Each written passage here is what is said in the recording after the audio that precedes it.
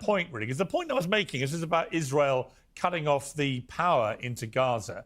I actually did not know the full answer to the questions I was raising, is the honest truth, which is, well, how much power in Gaza comes from Israel? It turns out more than 50% does. It also turns out that pretty much from the start of the war, so October 2023, the power has been cut by 90%. And my question when they cut the rest off this week was, if you think about how this ends, all this, and hopefully sooner rather than later, and you get to a stage where you can move forward and you try and rebuild things and everything else. The point I was making was, Dave, and I'm interested in what you say to this, do the Palestinians not just have to have the basic same fundamental rights to things like their own power, their own water, their own food supplies, all these kind of things, without Israel having the ability, ironically, the power, if you like, to just yank it whenever they feel like it? And I know the history because I've studied it. I know that this was the deal that was done, and they claim it back from the Palestinian Authority, from taxation on the Palestinians and so on. I know all that. But it just seems to me, until the Palestinians can honestly say to themselves, we have the same human rights as our Israeli neighbors, you're never actually going to get rid of the problem. Well, as I said to you on Twitter, I think my exact quote was, Piers, respectfully, I think you're confused about the issue. But what you just said there was actually closer to the truth, because you're right. It's the Palestinians who have to look at the Palestinians and figure out what they want. Remember, Israel withdrew from Gaza in 2005. There is not one Jew in Gaza until October basically 9th of 2023, after October 7th. They wanted not only nothing to do with Gaza, they wanted to leave them to self-rule. They said, we'll take they had 8,000 citizens there. They said, we'll take everyone out. Hitler would have loved the place, totally Judenrein, right?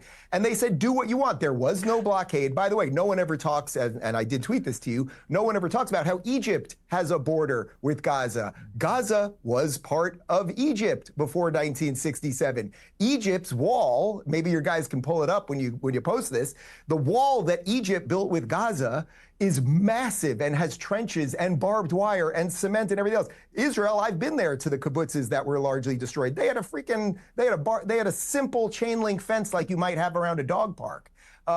Yes, I completely agree. In 2005 and for the last 15 plus years, almost 20 years, they have had a chance using the same exact set of border there that is the same beach as Tel Aviv to build the most prosperous, wonderful society where all of their oil-rich Arab brothers could have put in tons of money and they could have spit in the eye of the Jews and said, look what we have built in Gaza. Instead, they took everything, not only just the money, they took literally the pipes that were bringing them water to turn it into rockets. Okay, but Dave, Jews. I would say this to you. Okay, but let me say this, though. I would say this. I hear you. Right, and I've read a lot of this in the last 24 hours to just inform myself really about the reality of all this. But look at the situation in Gaza, where you have 50% of the population's under 18, so 50% are kids. We know that many, many thousands, let's not get into the exact number because everyone always goes, it's not that, it's this. But we know many, many thousands of children have died, innocent children who've got nothing to do with this. And they've died. Turning off the power into Gaza, given the state of Gaza right now. Release the hostages, Piers. That's the answer. Release the hostages. Piers, if your wife got killed and your daughter was kidnapped, release the hostages, and then I'll come on this show and tell you Israel should leave them alone. I agree. Every hostage should be released, and Hamas are a despicable terror organization. I'm not talking about them. I'm talking about the innocent children, more of whom will now die inevitably because power's been completely cut off in Gaza, which led me just to ask, I don't think Israel should have that power to do that. Israel doesn't want that power. You're 100% correct. Israel shouldn't feed them or give them electricity or anything else. Allow me, please. Where are the Egyptians? Where are the Qataris? Where is the Palestinians? or the Jordanians? Hang on, don't talk at once. All right, Emily, Emily, then Brianna, then Joe. Okay. You keep going to the root of the problem. You said, why does Israel have the power, which you said is not 100% of the power over their electricity, but let's say over 50% in controlling their, electricity? The question is, well, why do they have that power? Israel, by the way, including the United States and many Arab countries, have sent billions of dollars to Gaza, as Rubin said, to build infrastructure, hospitals, schools, and instead they build terror tunnels and they build rocket launchers in nurseries and Hamas Israel HQs bombed the under infrastructure. Al-Shifa Hospital. Israel has and they spent, reportedly bombed the power plant. Because, calm as down, I just calm said, down. You can the make up your infrastructure fictitious is story used yourself. as For terrorist someone says the obvious HQs. thing. Terrorist HQs are built, not infrastructures. Okay. Even their Wait, hospital is so now corrupted. Israel can Even their call hospitals are Hamas critical headquarters. infrastructure. So do me a favor with Gaza's infrastructure. I'm glad They you said hide that, critical Emily, because it infrastructure. illustrated They exactly terror what Israel tunnels. has done. Brianna, which is you're hysterical. repeatedly Let me call speak. Save your hysterics critical for later. infrastructure Oh my in gosh, Gaza, say your point. terrorist Critical activity, infrastructure. bomb it, kill people, and then Because after the it fact is. do these investigations Because that don't their get covered on shows like infrastructure has these that terrorist demonstrate activity. that there was absolutely Because no their proof that infrastructure there were has terror terrorists or activities. Hamas There's in plenty the of proof. institutions that got Go bombed. to Al-Shifa Hospital. When Gaza, Al-Shifa when the Hospital, IDF terrorist dug up HQ. Baby Emily, nurseries. All right, listen, rocket it's launchers. hard to hear you when you're both talking. Jesus Christ. Hang on. This is the trigger Emily, wait a for minute. Hang Brianna. on, ladies. I was I speaking can't hear first. either of you because you're both talking at the same time. So I would simply say, Emily, well, Joe, I'll come to you, Joe, when but the my point remains that on a humanitarian level, given the scale of child death in this war in Gaza, it seems to me inhumane.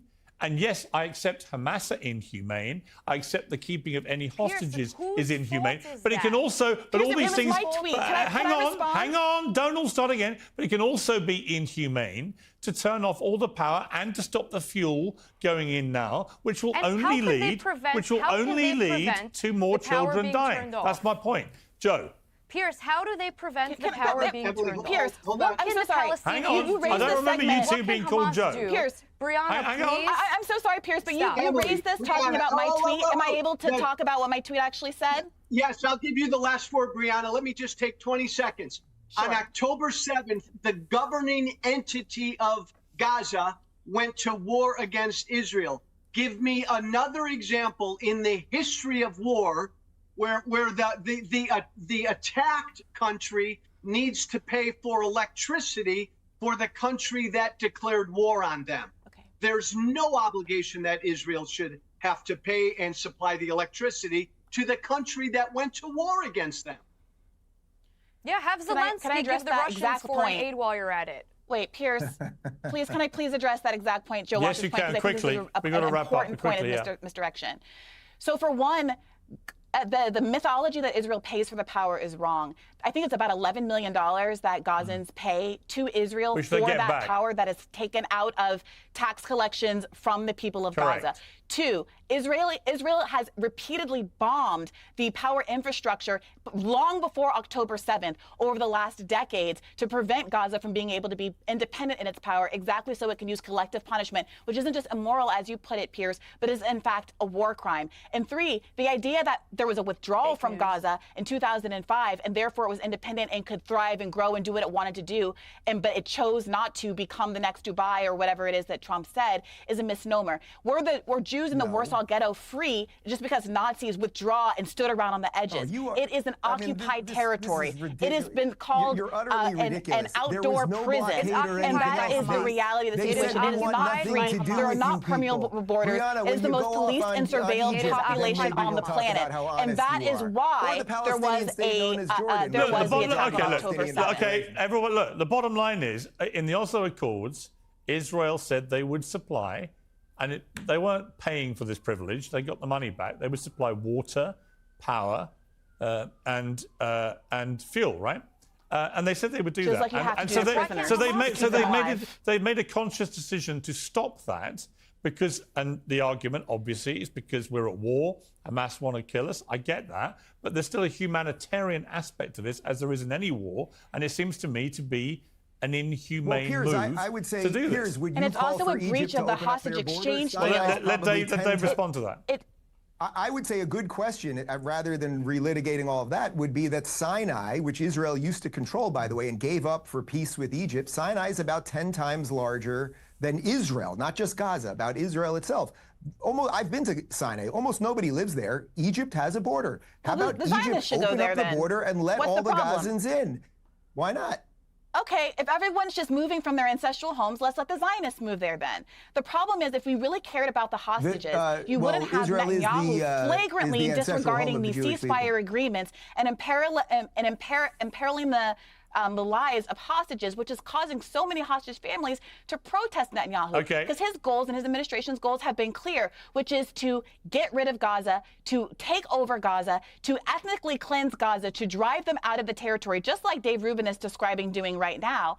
And as a consequence, they don't care about the hostage lives more than they do securing that territory. So why and that not is move not them to only the a safety war of crime. Sinai? All right, It's not only we're a gonna. Dave's latest performance is tragic comedy. He babbles about Hamas hiding in hospitals like they're some kind of Scooby-Doo villains, and then justifies bombing those very hospitals like it's just another day at the office. What kind of moral outrage is this? If a school shooter stormed a classroom in the US, would the Defense Department roll out the airstrikes? Of course not, because obliterating innocent civilians isn't how civilized nations handle threats. Send in your ground troops to storm into hospitals. Use common knowledge. But Netanyahu? Oh, he's got a different script. One where every excuse leads to leveling Gaza and conveniently expanding borders. Ironic, eh? It's beyond transparent at this point. And shout outs honestly to Brianna, particularly the only one on the panel standing up for human dignity, while the rest, minus Piers, casually justifies the slaughter of innocents. It takes guts to hold a line on morality when you're surrounded by apologists for war crimes. Let me know down in the comments, what did you think of Dave's theatrical performance? Joe Walsh seemed to be a little quiet on this panel, maybe because he got a serving dose from Mehdi Hassan 2 weeks ago. Don't forget to like, share, and subscribe, y'alls, and I hope to catch the next one.